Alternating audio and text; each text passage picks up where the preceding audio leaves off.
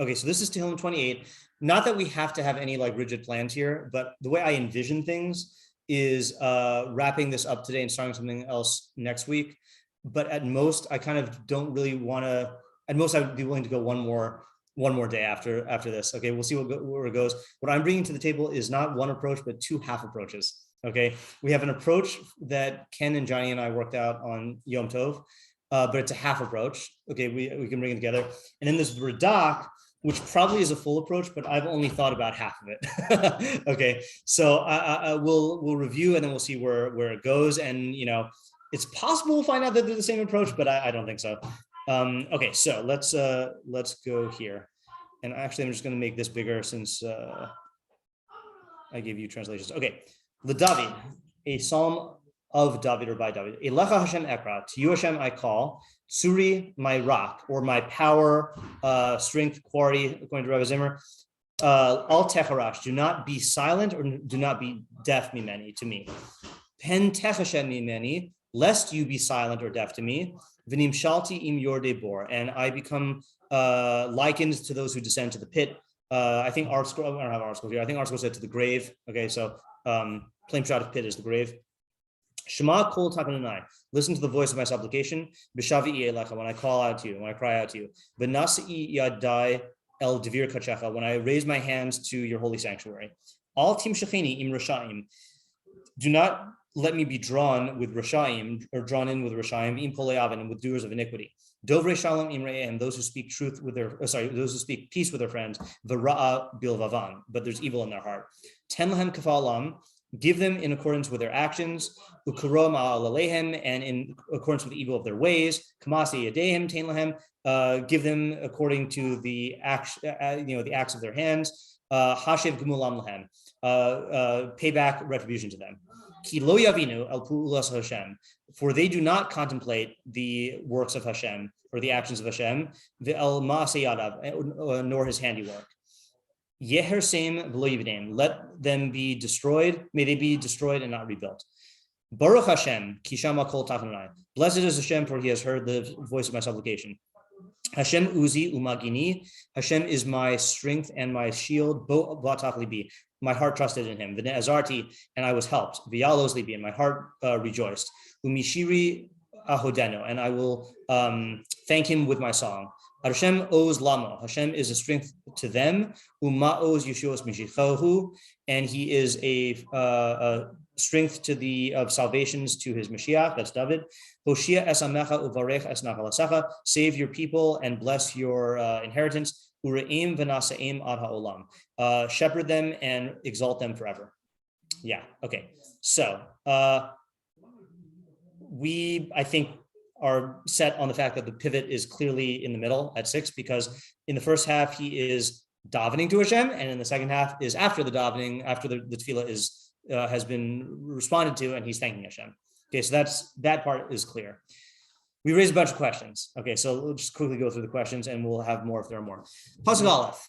Okay, what is he saying in the second half of this whole "don't be deaf to me, lest you be deaf and I be compared to those who descend to the pit"? Also, what is the idea of shiur? What's the basically what's the whole thing? Okay, and what's the whole relationship between the two halves? That's the most, I think, vague pasuk out of all of them. Okay, 2, what is the flow from Aleph and Beis to Gimel through Hey? So if you look at Aleph, let's just look at it in English here. So 1 and 2, he's saying to listen to his voice. And then in 3, 4, 5, he's saying, like, he's not talking about tefilah anymore. He's saying, don't let me be drawn in by the Rishaim. So like, which one is it? Or like, it can be both, but like, what is the flow here? Pasuk Beis, why? Yeah. I don't know if this ends up being one of the questions you asked, but in what position is David asking this? Like, is he in the midst of being drawn to the Rishaim? Okay, yeah. He's like trying to stop it further? Or? Okay, so we didn't ask this as a question. We touched on it when this might be an indirect answer, okay, but I think it's shot, so I'm going to say it now. So we noted that for some reason, if you look at the Radak on pasuk 6, the Radak says Baruch Hashem kishama kol takanunai derech nevuah. This is by derech nevuah. Okay. V'nasan hodal lakel shishama tefilaso. And he is giving thanks to God that he heard his tefillah.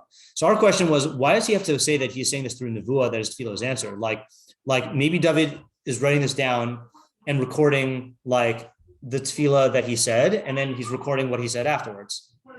You know, like in other words, the two halves, right? Like Radak seemingly wants to make it that all of this is going on in the present, and therefore he's forced to say that the second half is nevuah, because who knows if your tefillah is going to be answered, you know, for nevuah, or if you have nevuah. So, but we just said no, like it's totally fine that David said this tefillah at one point, and these are the things that he was saying at the time, and then afterwards he gave thanks to God, and then he wrote it all down. So like it does, so the way we were taking it is that he 1 through 5, he is asking in the heat of the tzara, because it seems like that from the words, and we also didn't, you know, I don't know, we didn't see the need to like make all of this at the same time period. But this first, I guess, because we were contrasting like present in the first half and then retrospective in the second half. Yeah. I don't know if we asked about this, but it seems very specifically here like a supplication of Tina. Yeah. Not just talking to Torah. So why is it? Okay, that's a good question. Yeah. All right. So let's put that. So it's like yeah. 3 times. Oh, we got to maybe just 2. Because we just saw 2 last time. Which was just 2. Yeah, where is it though? Thank you. Yeah, Kol Takanunai and then Kishama Kol Takanunai. Oh, we did highlight it. Yeah. So let's just ask that. Hold on just a second here. I'll just add it at the end. No, I'll put it at the beginning. Okay. What? Also, he doesn't mention tefilah. Yeah. So, in what sense is this tachanunim as opposed to some other mode of asking? Yeah, David? Yeah. You were saying that the second half is that's like post this? That's what it seems like, yeah. Okay, you're not learning this just like, maybe even in the heat of the moment, and then in some sort of like Hoda'ah form of this tachanunim or whatever it would be? Yeah, because he does say Shama Kol Takanunai, and in the first part he says as a tzivui, Shema Kol Takanunai. So the first one he's asking God to listen to his supplication. Here he's saying, I bless God because he listened to my supplication. And then one of the past things that he's asked for? I mean, it's the same lashon, right? So presumably it's on the stuff in the first half. Okay. Yeah, I think that's pshat. Okay. Okay, so then we had Oren. Do we need to like hypothesize that it was 2 separate time periods? Why can't he just be saying like, please listen, and then God has listened to me? Like, you can always say God listens to my prayer, because God is always listening. You know, he's never not listening. That's true. He answered my prayer. You know, it just says listen. Right. So I know people say that. I mean, of course, God is always listening, but no. But my understanding of what it means for God to listen to tefillah is to answer tefillah. You know, so I think the mashal that we're looking for is like God always knows what you're saying, right? But the like, for example, if you look at if you look, okay, well, this doesn't really prove it, but if you look at the Targum, Kishama Kol Takanunai, he says, Are Kabel Kol Tzlosi, he accepted my tefillah. You know, and I gave a whole shiur. Let's see if I can find it with this dumb Bing. What would it even be called? This one I might not know. Let's see. Answer. Oh, how Tefilah is answered, maybe. How Tefilah is answered. No. Answer Tefilah. Oh man, this search engine.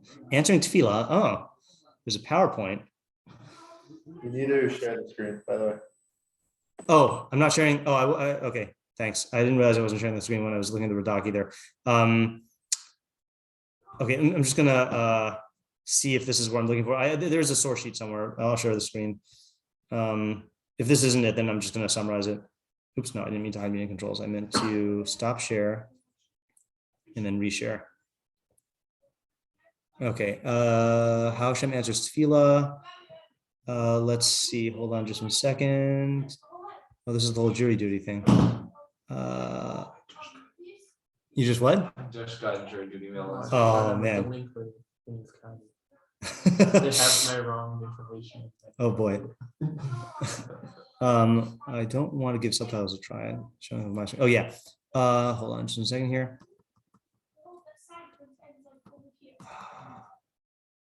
Is this the one? Very black and white for you. Yeah. So in different classes, I did different things, and for this class, then I did black and white. Yeah, I had a system. Yeah. All right. I'm not finding it. Yeah. So the answer to your question, Oren, though, is I think that when we talk about God hearing Tefilah, we really mean responding to Tefilah. And I think in this one, it's even clearer because he's saying, do not be deaf to me, because if you're deaf to me, which would be the opposite of hearing, then I will descend to the pit. So it sounds like hearing me is synonymous with answering me and saving from the pit. Yeah. So I think that's pshat. I mean, I'm open to other theories, but and also like he is thanking God, right? And I've never seen, this is not a proof, but I've never seen anyone thank God for listening, like separate from doing from like fulfilling the Bakasha. Yeah, I don't know. Okay, so we are now at question 5 in Psukim Gimel through Hey. Who are these Rishaim, right? So it's a very specific description of Rishaim that they are, well, parts of it are what do you call it? Specific. Pole Avin sounds like a general description, but Dovrei Shalom Imreyehem, they speak peace with their friends, V'ra'a bilvavam, and there's evil in their hearts. So it sounds like this is duplicitous Rishaim. So the question is this like a quality? Is he talking about all Rishaim and then this is the only quality that he's highlighting? Or is it talking about specifically like manipulative duplicitous Rishaim that he's asking to be guarded against? Speaking of which, in Pasuk Gimel, what is he asking for? When he says, don't let me be drawn with them. So we first thought it meant, don't let me be influenced by them and to become like them. Okay. But then the more we read the perek, the more we thought it means, don't let me be taken into their net or their trap, because he says later on that Hashem is my strength and my shield, and he saved me. So shield and strength don't sound like protection against getting bad midos. That sounds more like protection against harm, and also it sounds like he's worried about dying, right? So and we said he's a king, and when you're a king and when you're in politics, people are always trying to trick you and manipulate you, and you never know when someone's going to backstab you or betray you. So yeah. I don't know if I agree with one part of that. Yeah. Because I think that getting bad midos and falling into the bad derech is a harm. Oh, it's definitely a harm, but I'm saying it's not a harm that that you say I need a shield for. I don't think. I think the muscle of shield is against an attack, or ma'oz is like a fortress. You, I don't know. I don't want to push a direction, but unless you can't stop yourself for some reason. Right. You could use these mashalim for otherwise. I'm not saying this as a an absolute thing. I'm just saying we were inclined that way. Okay. Same thing with bitachon. When is bitachon relevant? Is when you're insecure from threats. You don't say like Hashem, I am I am being tempted to cheat on my jury duty, please, I'm going to trust in you that I won't. It's just a weird, trusting Hashem has to do with protection from harm. So that I'm sold on that. If you want to argue the otherwise, I'm open to it, but I'm sold on the protection svara. Okay.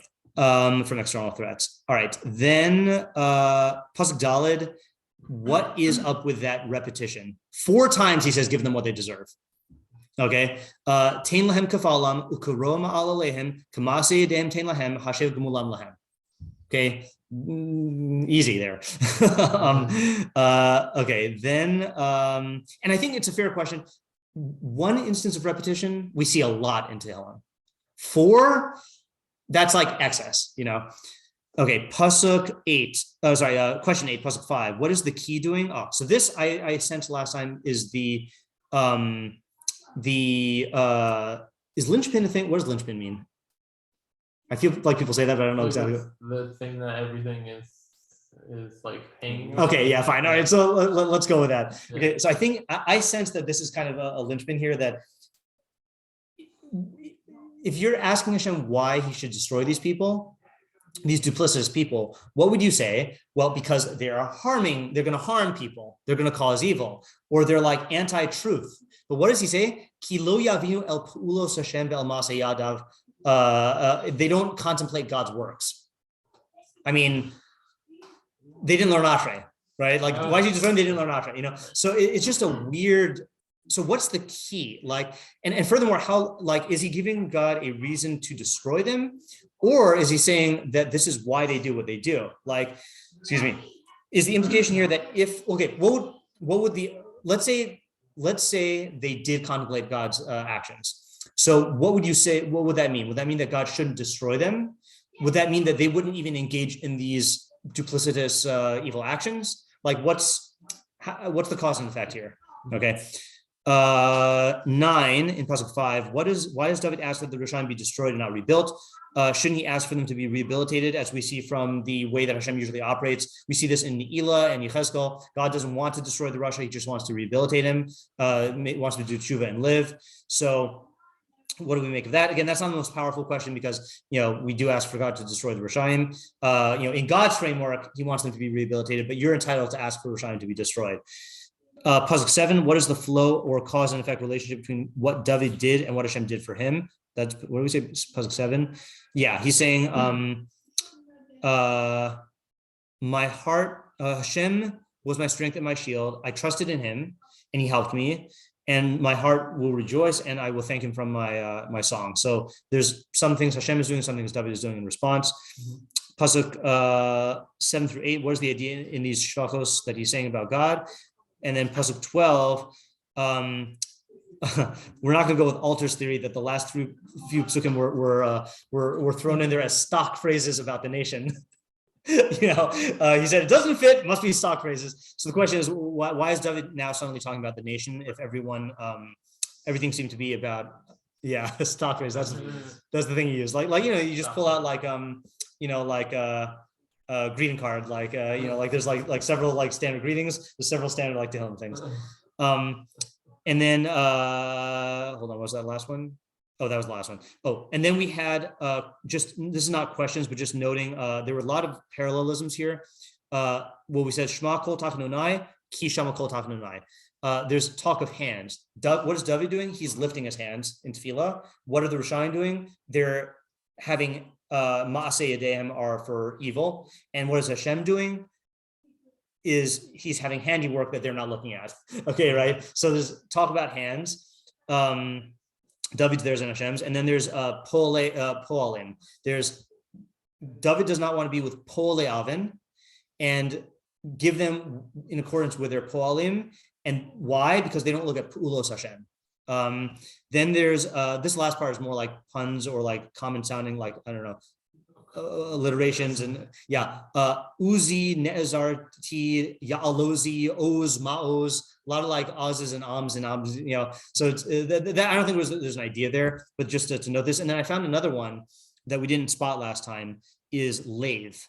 Okay, he says, I think there's 3 of them.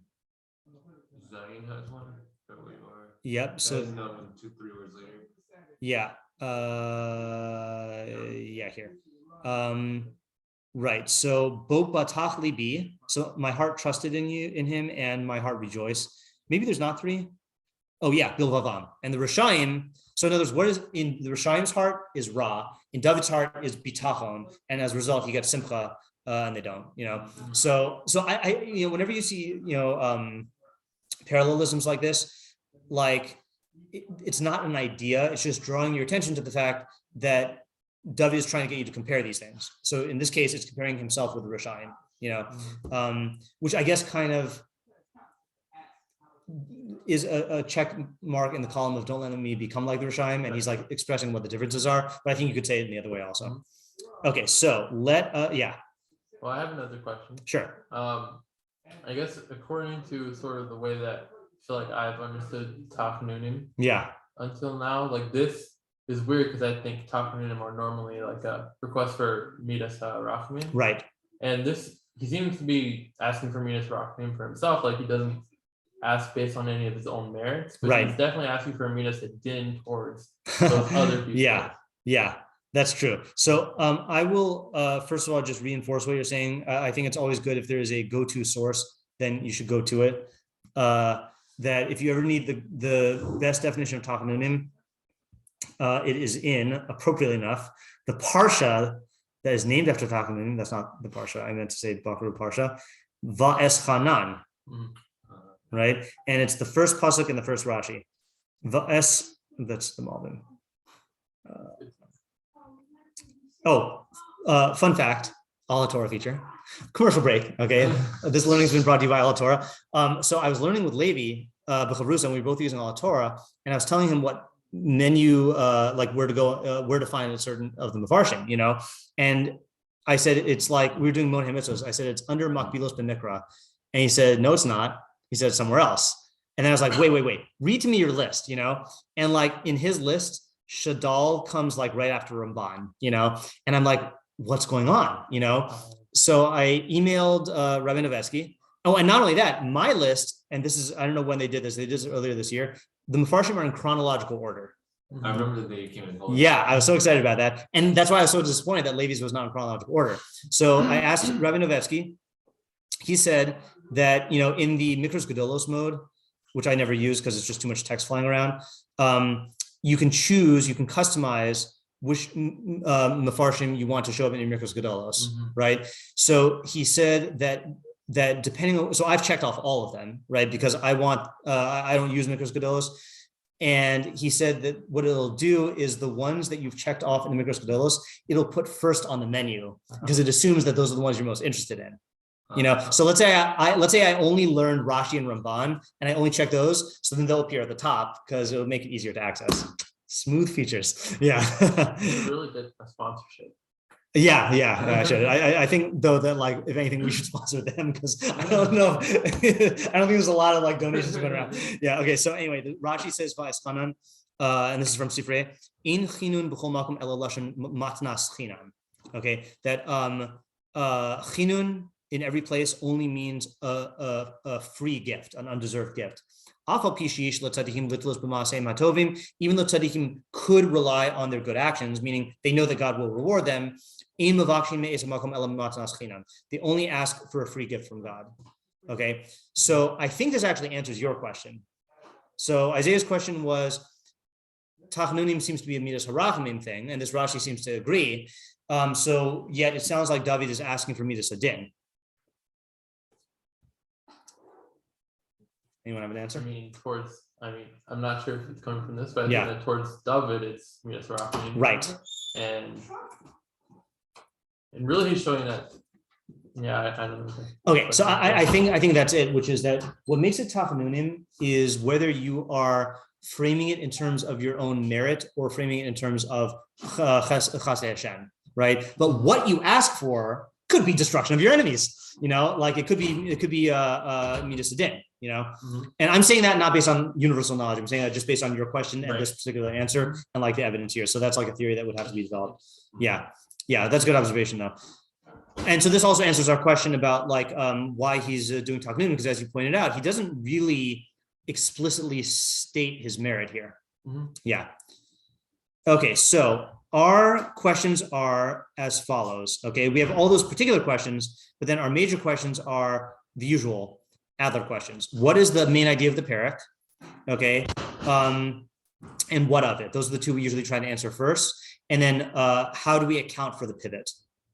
So let's just start there. And if you have answers to particular questions, I'm open to that also.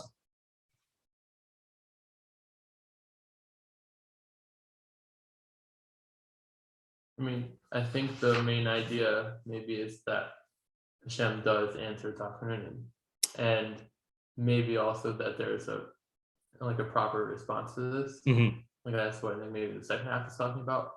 But I think the first half is just he had a certain like quandary. Yeah. Not a quandary, a quandary. He turned to Hashem to get rid of it. Yeah. And Hashem answered his tchina. Yeah. Okay, that's definitely the. I think that's definitely going to be a takeaway, a nafkamina from this. I feel like though that does not account for the. I feel like what he's asking for does seem to be kind of central to the perek. Yeah, Yosef. I don't know if this is like the main idea, but it seems like there is a theme of him trying to understand the system of Tefilah.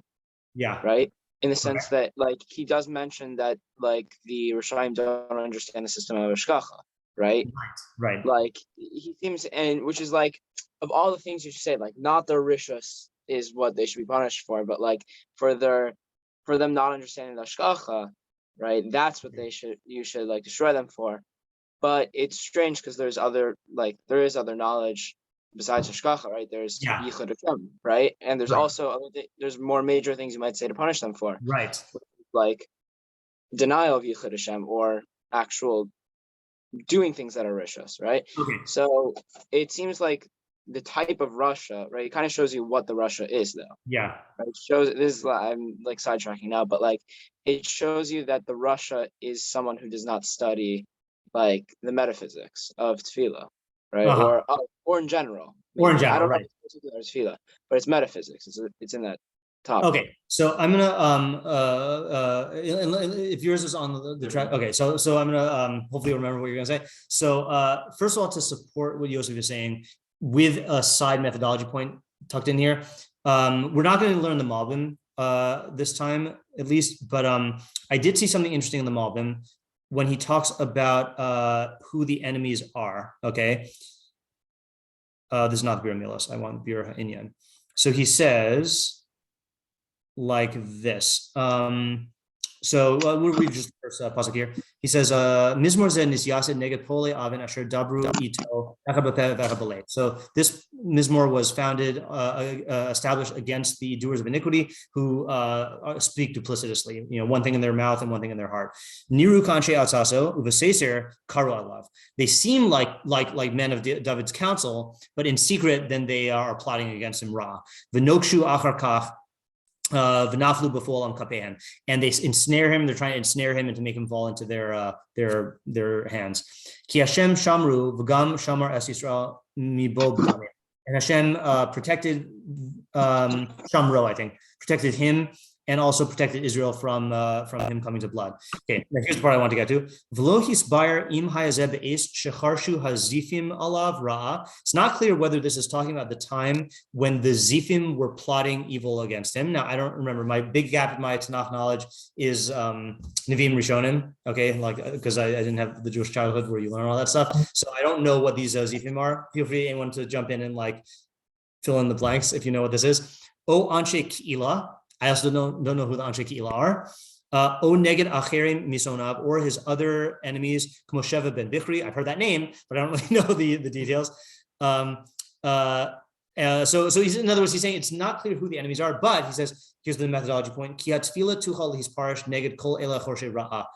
You could explain the Tefilah for all of these guys. So it's interesting that he's mentioning specifics, but saying it could fit into all of them. You don't need to feel compelled to pin it down to one. As for example, the Sforno says, now I don't know where the Sforno gets this from.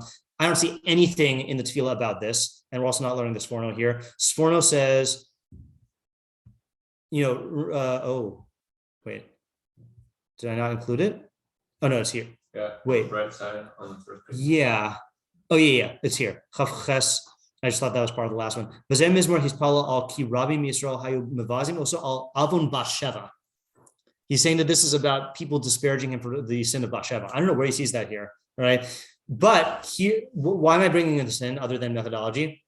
Support for Yosef, which is, why is he not criticizing Rishaim for denying Yichud Hashem or being over Avodah Zarah? It's possible it's because those Rishaim that he's talking about were not deniers of Yichud Hashem and were not over Avodah Zarah, that they just had this issue with the Hashgachas Hashem. Which is why, I would take one small step back. I think you said the statement, Yosef, that this is the definition of the Russia. So I would say it's not necessarily the definition of the Russia per se. It is the definition of these Rishaim, because you could be a Russia for the other reasons you said. Yeah.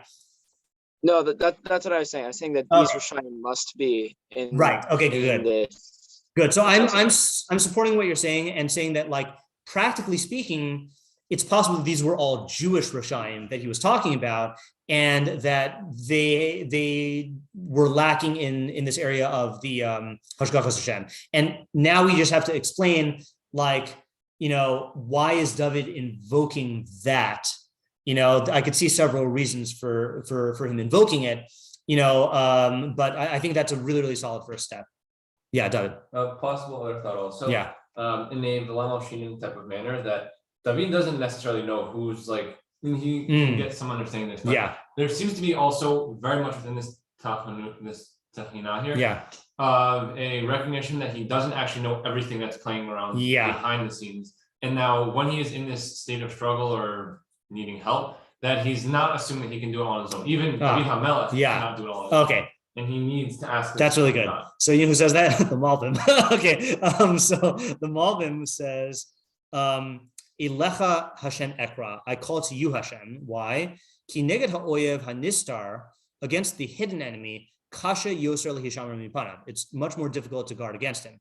V'rak Hashem hayodeh nistaros hu rav lahoshia neged ele chorshe ra'a b'seser. Hashem, who knows the hidden things, he is the one who's abundant in salvation against those who plot evil.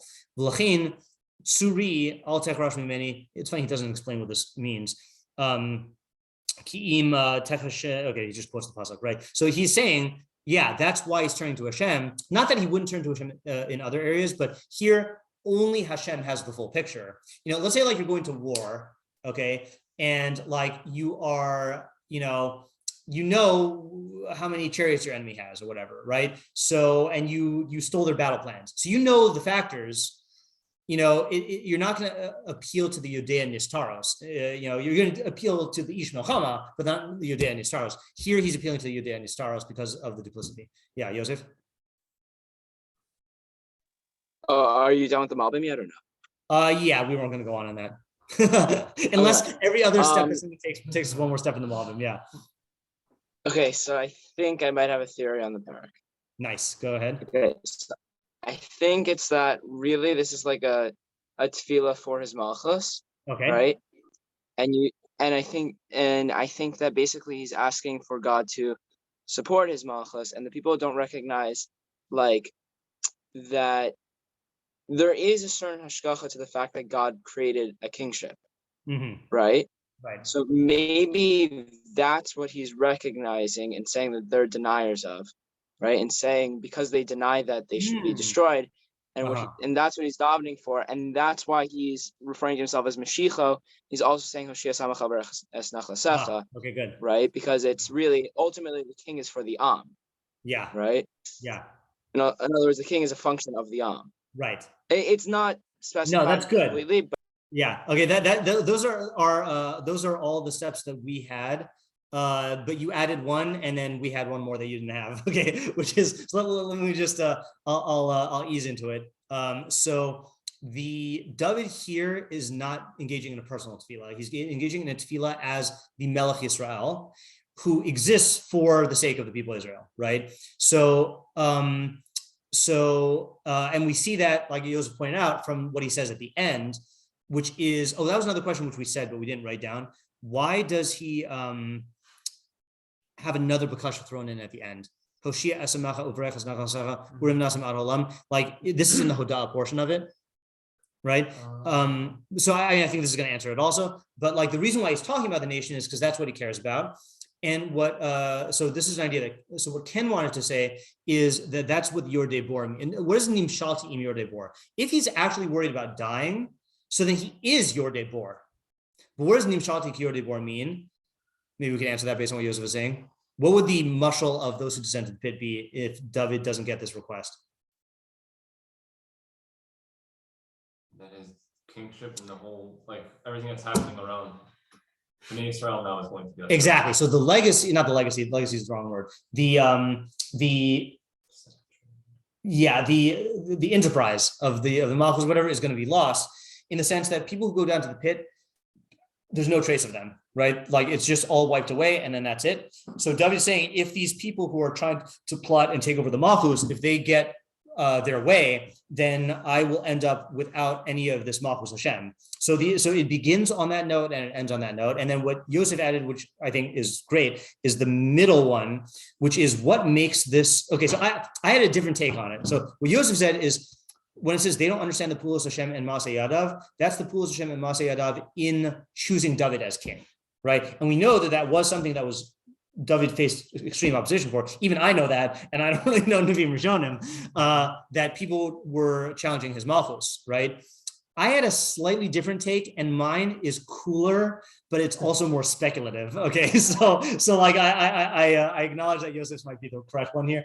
Is that here he is defining the essence of what makes this Malchus and this what it is, which is that this is an and a melech and an and a Malchus devoted to Yedias Hashem, and the fact that these people are willing to subvert that and to undermine it means that they don't have the same value, so they're not part of that value system at all. In other words, it'd be one thing if they like you can have, let's say, like most politicians, okay? Well, I shouldn't say that. Let me back up again. Honorable politicians on both sides of the political spectrum, okay, both want what is good for America, but they have different ideas about what is good for America, right? And if you ask them, do you think that your opponent wants what's best for America? Like, again, I'm talking about like in, let's take John Adams and Thomas Jefferson. Okay. They wanted what's good for America. They were clearly like vehemently disagreeing about how to bring that about. Okay. But they both supported each other in the sense that like they supported the fact that like, we have to come together to do what's best for America, So, but David and Melech is saying, no, if these guys were Yavin, Pu'ulos Hashem, and they were dedicated to the same value system, and it's just a question of who's going to be a better king, okay, fine. I wouldn't ask to totally destroy them and like not rebuild them. Maybe I need to do tshuva, maybe whatever. But these guys are not even in the same value system, and that's why they should be utterly destroyed. Okay, so I think the reason why I'm going in my way is I think my way fits in better with the words Lo Yavinu El Pu'ulas Hashem El Maseh Yadav, because that's the lashon that is used when we talk about contemplating like the laws of nature and like hashgacha. Yosef fits in better with the inyan, which is the fact that David's kingship is in danger. Yeah, Yosef. But I do think mine actually fits with that, because I'm saying really is that there is a certain hashgacha to that picking. In other words, the fact that David was king was a demonstration of the system of Malchus, right? Which shows that, which I'm saying is the system of hashgacha that it's discussing. Right, but what that it's about. Right, but you're not saying that. Okay, yeah, I see what you're saying. Yeah, in other words, you're saying that it fits into the perek, meaning that they're not recognizing David's. So how are they not Yavinu El Pu'ulas Hashem? Because they're not acknowledging David's selection as Pu'ulas Hashem. Is that what you're saying? Yeah, they're not, and that's the hashgacha they're denying, is that system of kingship. Yeah, right. Yeah. Is that detail in kingship? Really? Yeah. So my question for you would be, and there's no way for us to answer this without going through a huge search, is Maseh Yadav. I understand that when you're talking about Hashem to mean his creations, and same thing with Pu'ulas Hashem. So the question would be, would something like the choosing of David or the making him into king be called Pu'ulas Hashem or Maseh Yadav or not? For our purposes, I'm willing to say that that's definitely a possibility. I'm just wondering about that because that's what kind of shifted me in my direction. Yeah, Oren? I think I have a different approach than both of yours. Sure. I think. So I'm agreeing with everything that I think that like the situation or the context is like some sort of political subterfuge where people are lying to David and they're trying to sway him to do things and he doesn't know like what's who's right, who's wrong. I'm envisioning it like very similar to Esther. Like I'm imagining him being like Ahasuerus right after Esther like talks to him, and then he goes out into the garden or whatever, and he's like, "What's going on?" Like, I feel like this is that moment. Yeah. Okay. Yeah. And then he comes back in, and then right, because he was betrayed.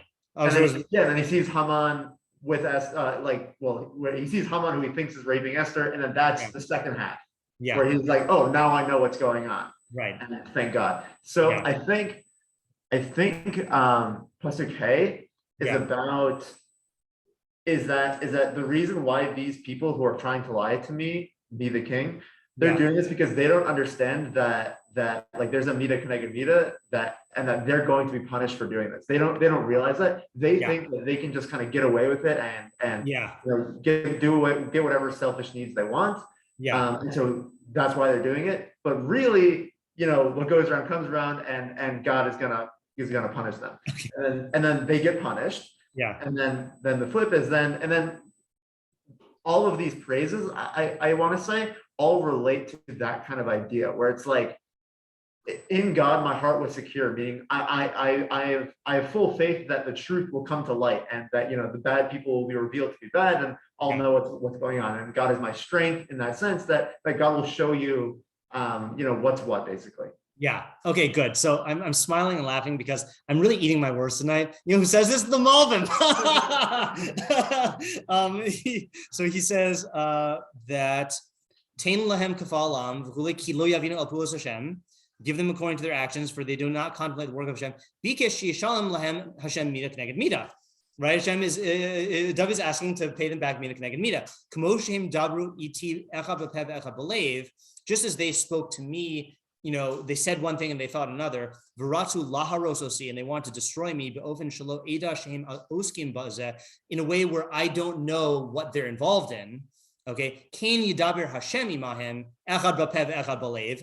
It's a little weird. So too Hashem should speak to them, one in the mouth and one in the mind. Shagam heim lo yavinu el pulos Hashem vel masiyadav. Because they don't contemplate Hashem's actions and his handiwork. She yidame lahem she'Hashem osik livnosam. They think that Hashem is working to build them.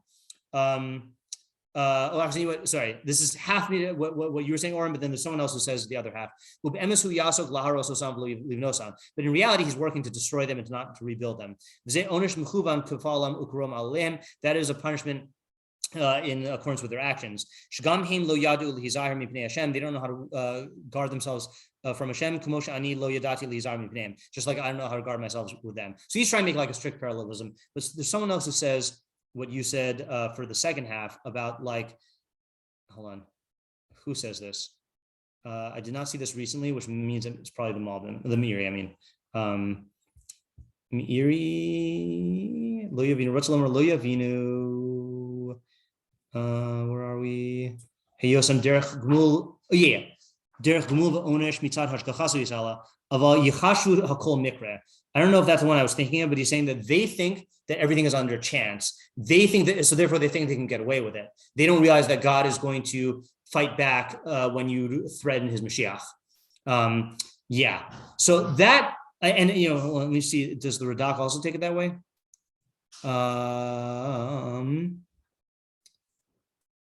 No, Radak takes a completely different direction.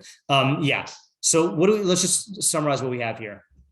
So I think what we're all saying is that this is about David trying to protect the interests of the and that also is, by the way, why I think he characterizes them as, this is where Ken got it from. This is why Ken said legacy. Uvarach es nahala sacha. This is God's nahala, but I'm the custodian of it because I'm the one who's in charge of it. And if these guys get their way, then just like a person who dies goes to the grave and doesn't take his nachala, his nachala is gone, it belongs to someone else. So too with Hashem's nachala. So we're all agreeing that David cares about the and we're all agreeing that and that's how he's appealing to Hashem. And we're all agreeing that these Rishayim are using duplicity to try to thwart that.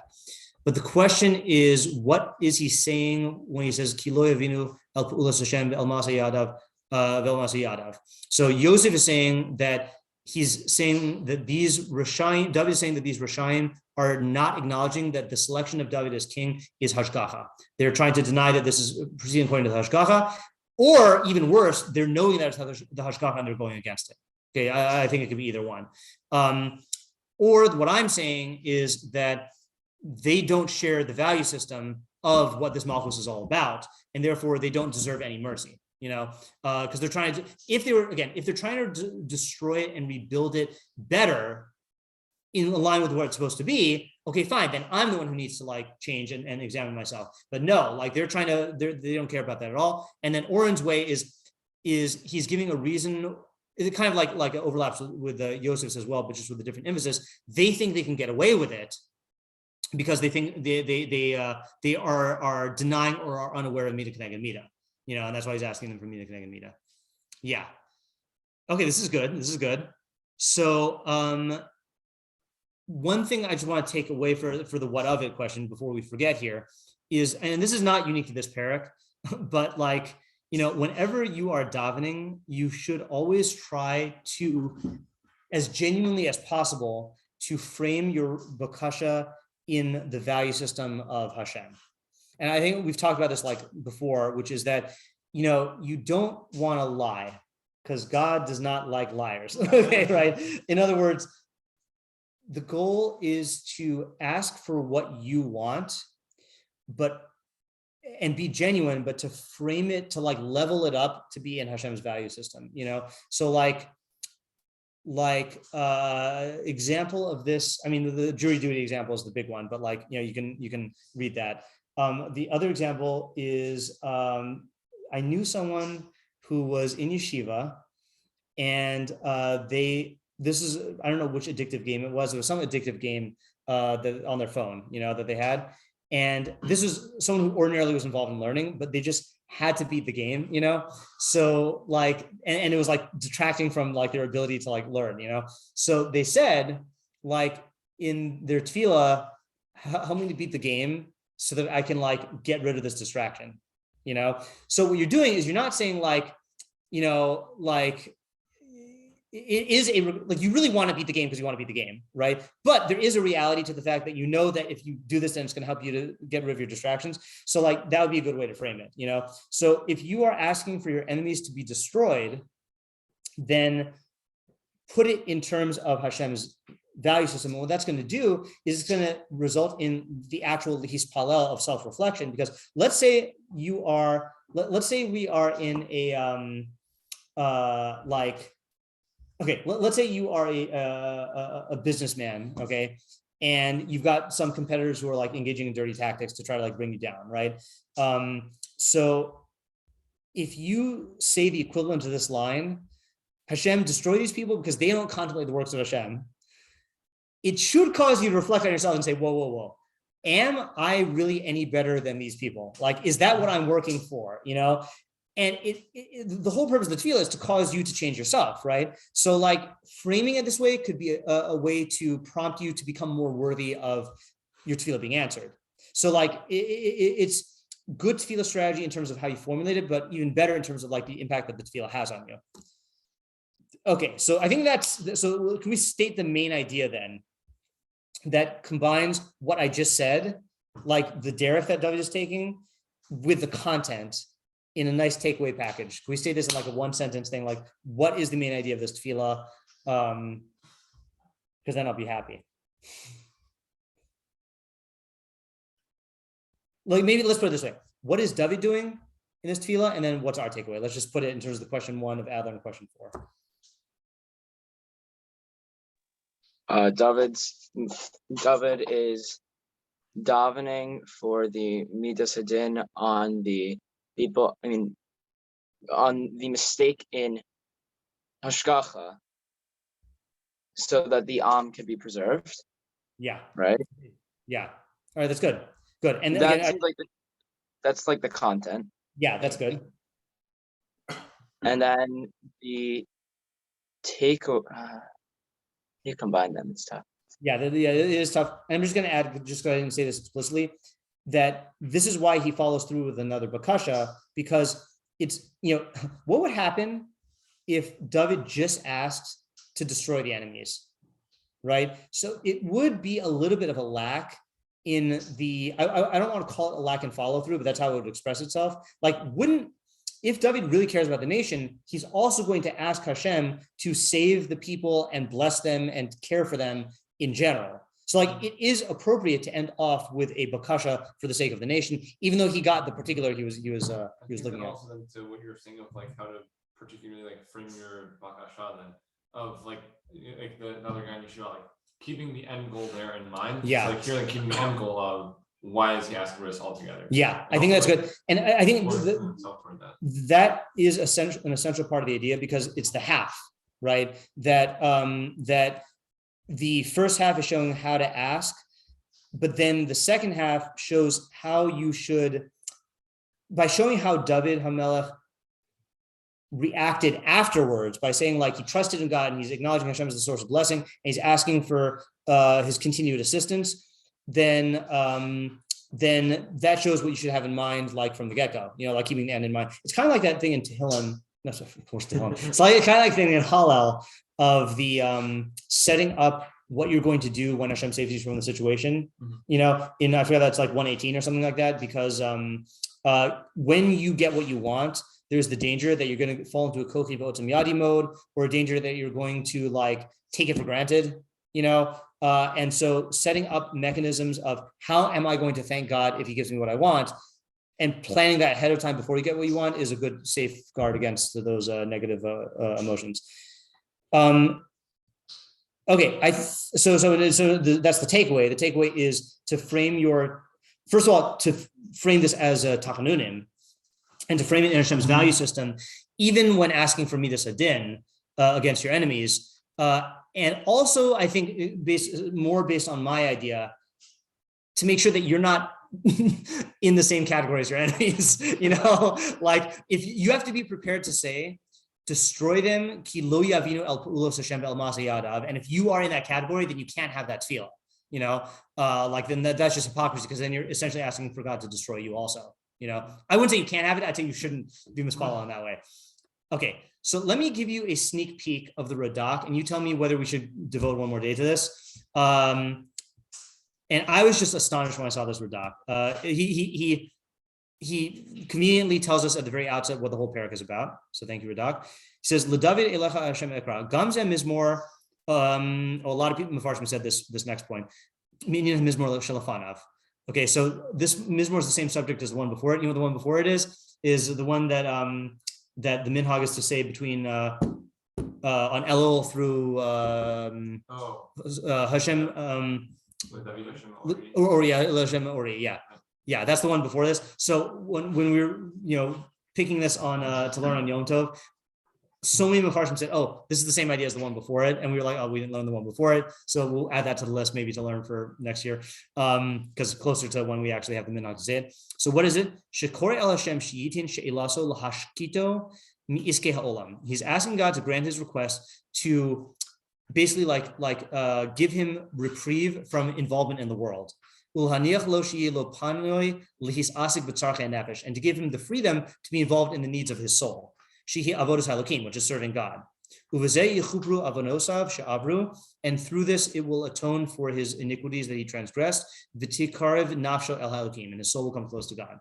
So the Radak is learning that this is all about David saying, like, Hashem, get these guys out of my face so I can be involved in my own avodas Hashem, not for the nation. Okay, even though he does throw in the thing of the nation at the end. Okay, so yeah, Yosef. Isn't David's avodas Hashem as a melech? Like, isn't that part of his avodah? So I'll give you another sneak peek. When he says in the Kilo Yavinu, Enam is asking bavodas hakel. They are not involved in avodas Hashem. Ve'enam nosnim libam lahavin. They don't devote their minds to understand. Ki'im b'havlei ha'olam. Sorry, they only devote their minds to understand the havlei ha'olam, like temporal matters. Shehem mischachkim u'mavina olam. That's what they like spend their chachma and their bina in. Kamosh Amar Hanavi, like the Navi says, chachmas chachamim hema lahera u'lehetiv lo yada'u. They are chachamim for evil and they don't know how to do good. V'hahavana v'hahashgacha b'peulos Hashem u'ma'aseh yadav hi me'avodos ha'elokim. The contemplation and the it's funny here he's talking about our hashgacha on God, on God's actions, right? Our paying attention to God's actions is part of avodas Hashem. V'hi, namely, lahavin b'chachmas hateva u'v'peulosav, to understand science and God's creations, and the work of his hands in heaven and on earth. And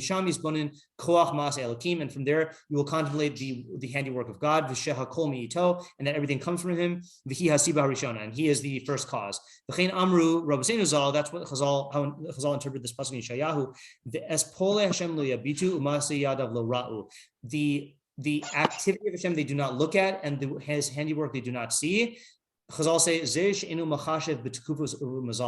these are people who do not think about astronomy, like the tekufos and mazalos, about astronomy. Okay, so he's learning the avodas Hashem that we're talking about here as Yedias Hashem in order to understand God as the first cause. You know, so you're right that part of avodas Hashem is is being king, but that's not what he's talking about here.